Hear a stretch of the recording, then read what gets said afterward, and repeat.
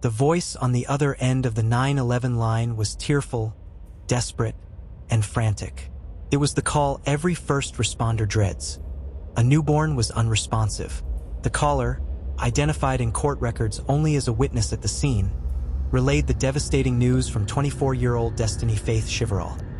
5-week-old KC had tragically suffocated, having somehow slipped down between the cushions of the living room couch.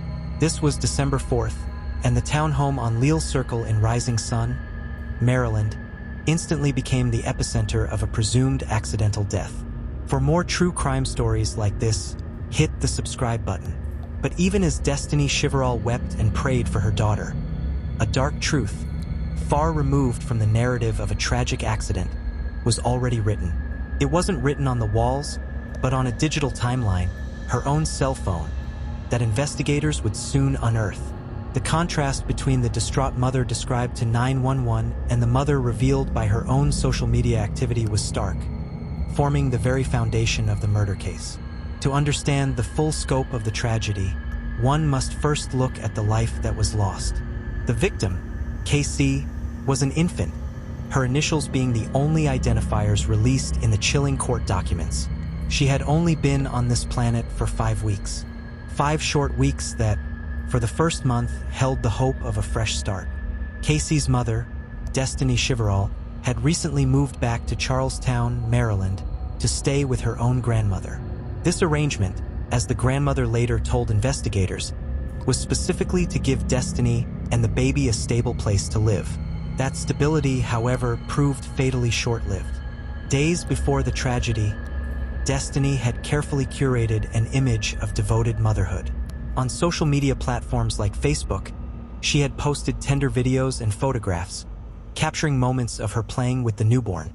These were the digital memories of a doting parent, moments that would later serve as a haunting juxtaposition to the evidence. On December 5th, the day after KC was pronounced dead, Destiny posted an emotional, lengthy message to her followers. In it, she spoke of the unexpected loss of her beautiful baby girl, writing, "Mommy is so sorry, and I can't wait for the day we meet again. This just doesn't feel real. Just please pray for me and my family. My mind is so dark." The very next day, December 6th, she posted again, stating that KC was just too perfect for Earth, and promised to love and miss her with every ounce of my being.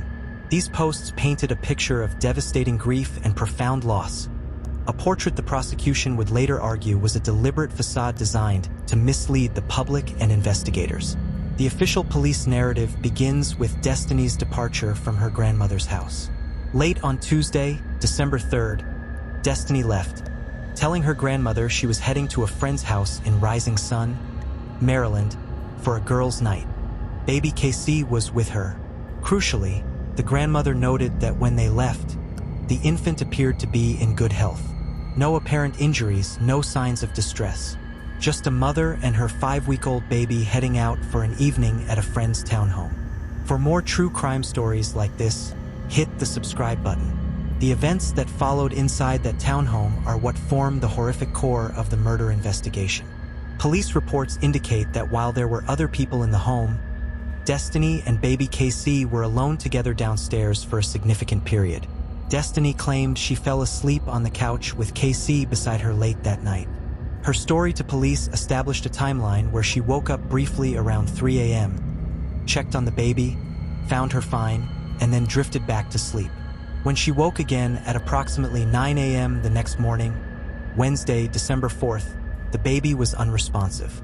The first person she woke in the home was the individual identified as Witness 1. It was this person who immediately called 911 and initiated CPR, while Destiny maintained her story.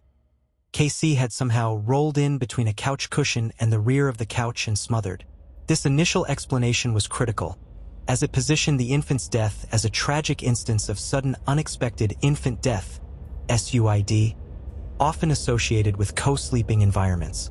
Police gathered statements, observed the scene, and treated it as a potential accident, though even their preliminary reports noted an odd detail, a detail that would soon be overshadowed by the stark facts emerging from the medical examination. This presumed accident, the tragic suffocation story, was the narrative Destiny Chiverall desperately clung to, both at the scene and on social media. But the truth, according to the state, was recorded and archived not by a security camera, but by Destiny's own digital actions just hours before the 911 call.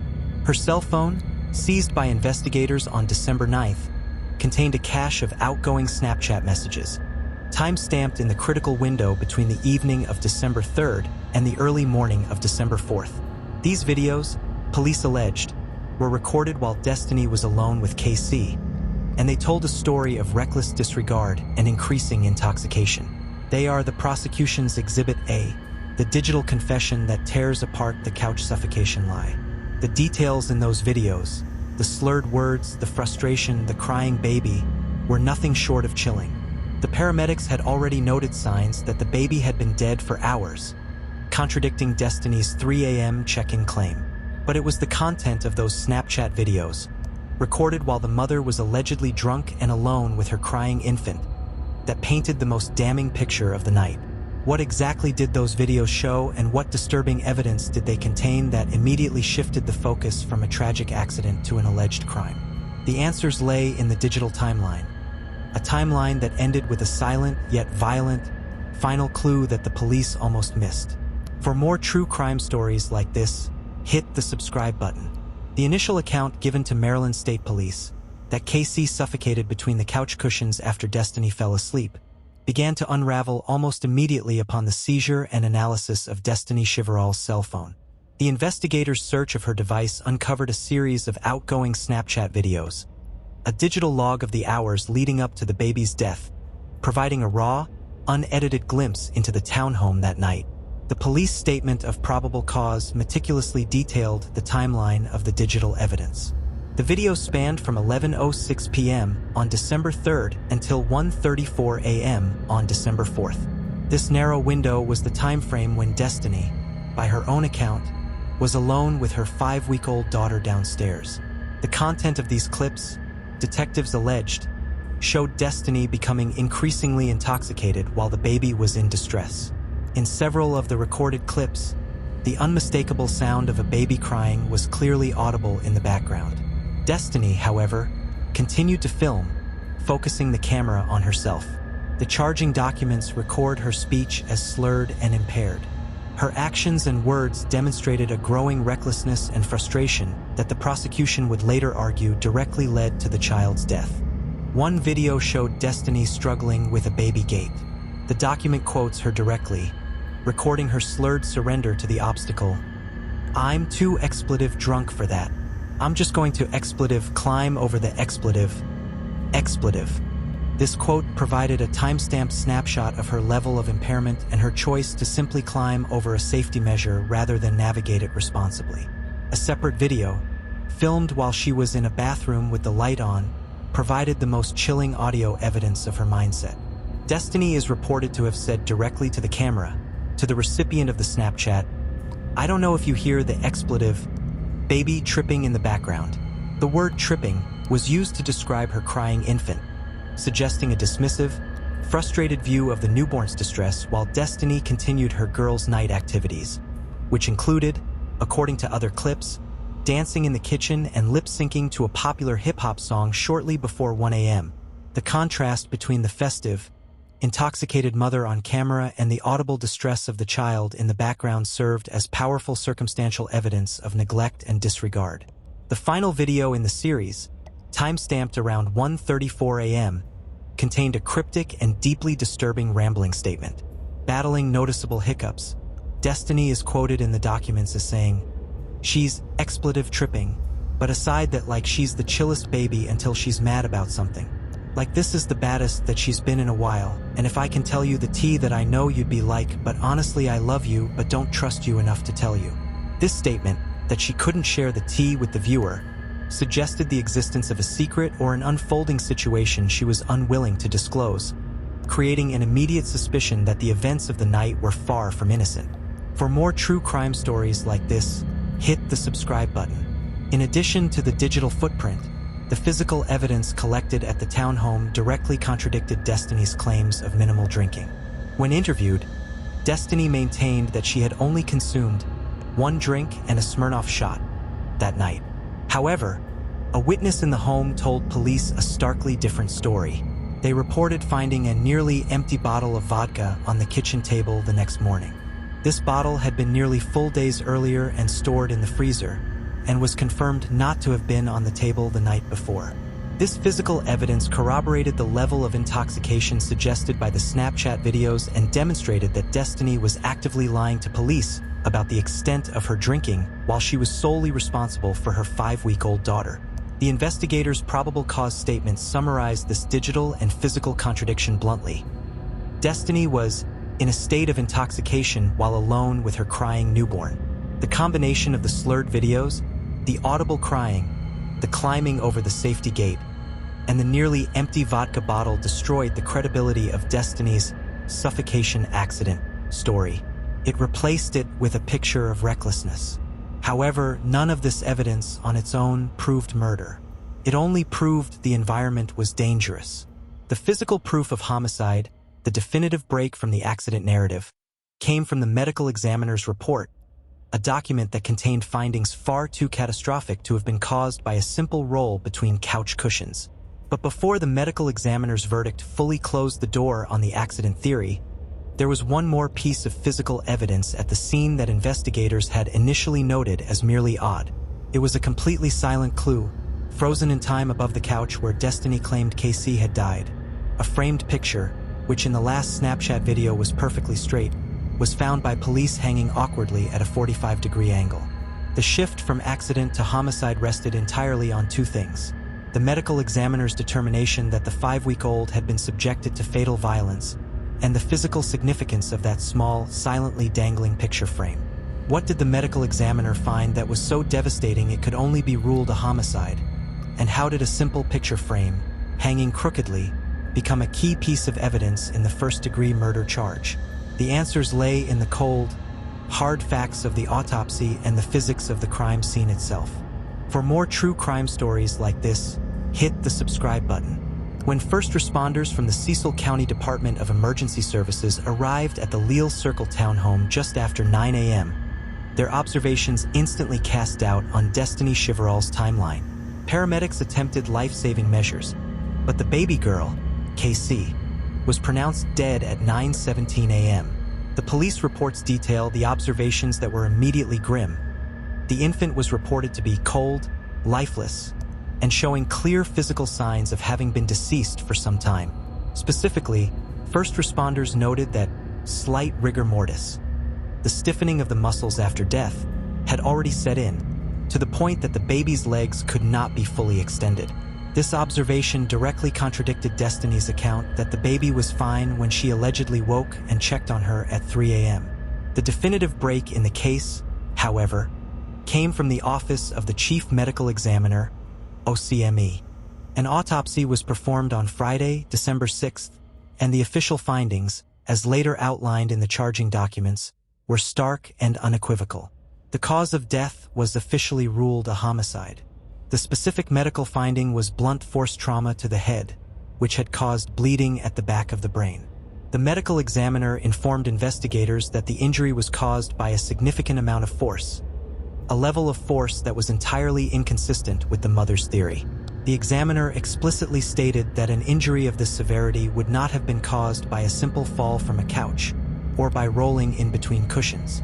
The force required to inflict this damage definitively proved that the death was not an accident, but a direct result of violence.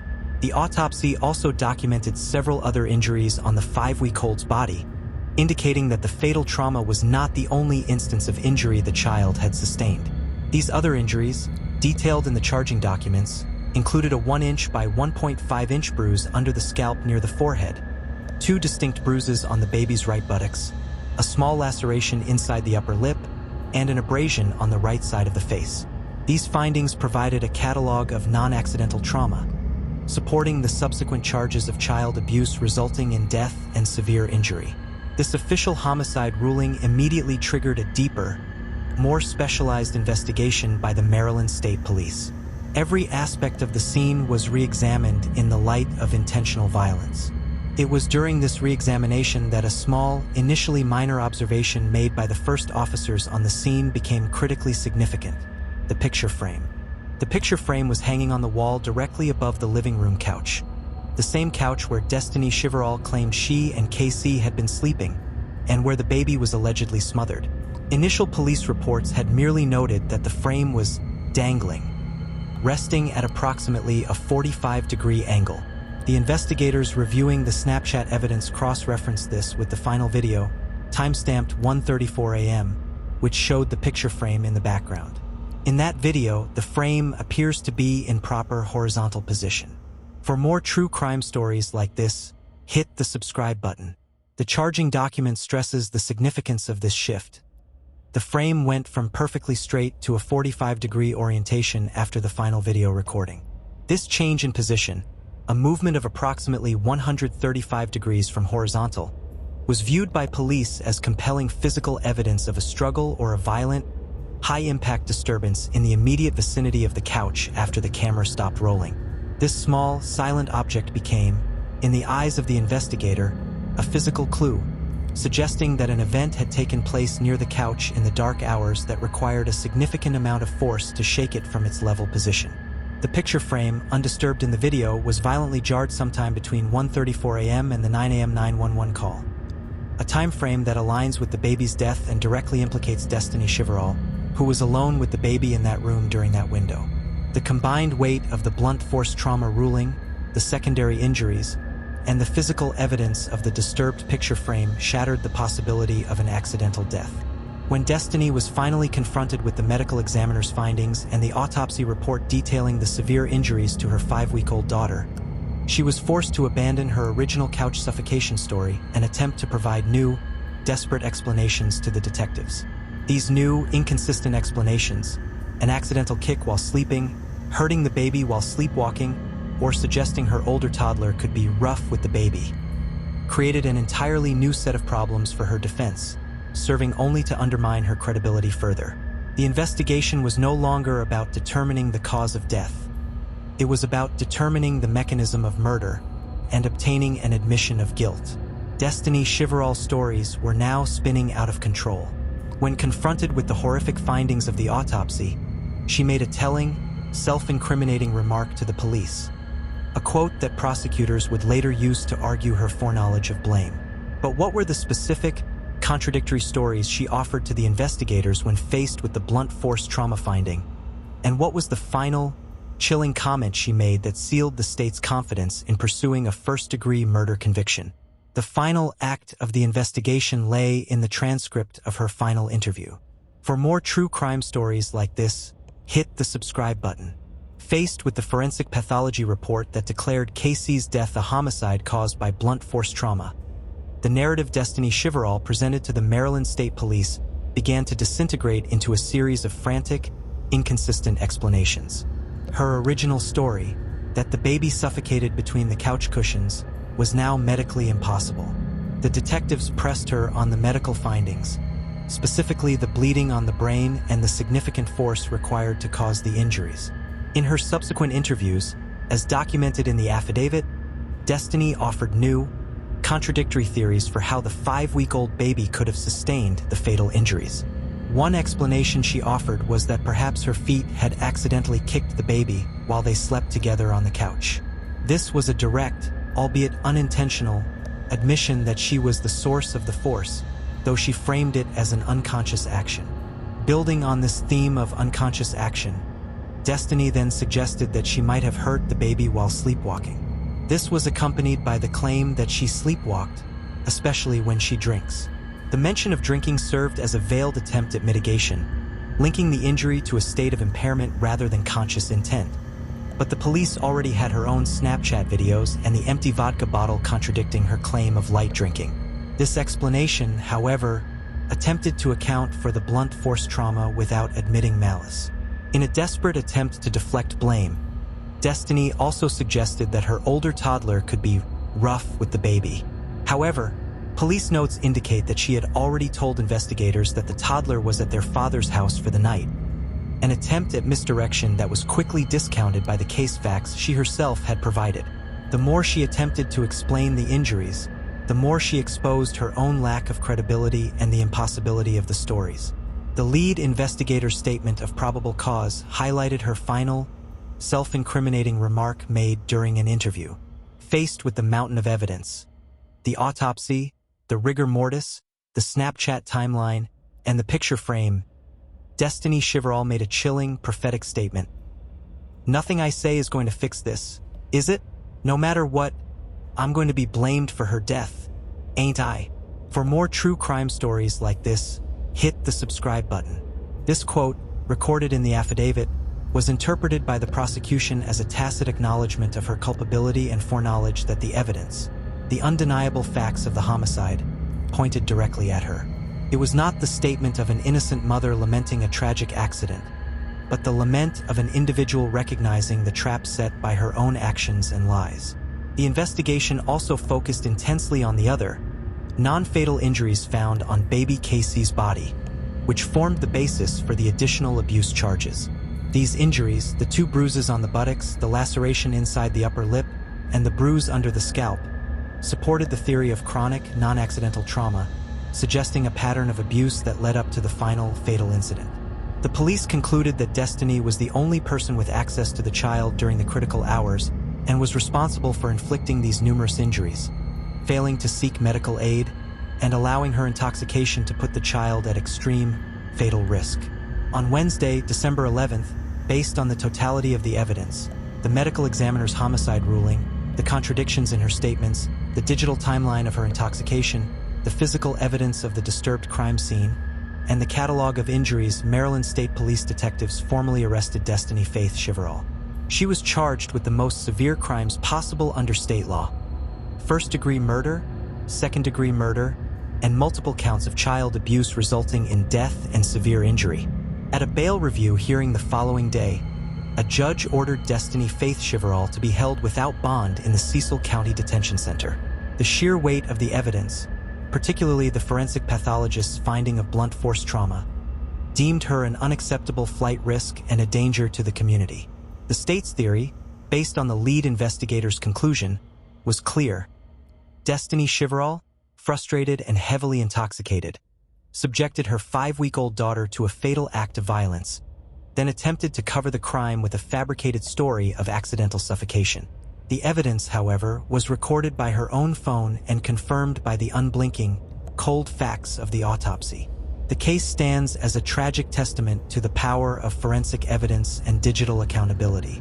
The life of KC, a child who only spent 5 weeks on Earth, was violently taken, and the mother's immediate attempt to control the narrative through social media posts and false police statements were utterly defeated by the combination of her own outgoing Snapchat clips and the silent, indisputable evidence left behind on her child's body. Destiny Chiverall remains held without bond as the case proceeds through the court system toward trial. And as always, you've been watching True Crime Story Vault, where every story is told with facts, empathy, and respect for those who can no longer speak for themselves. For more true crime stories like this, hit the subscribe button and comment your thoughts below. Until next time, remember, the truth is never buried.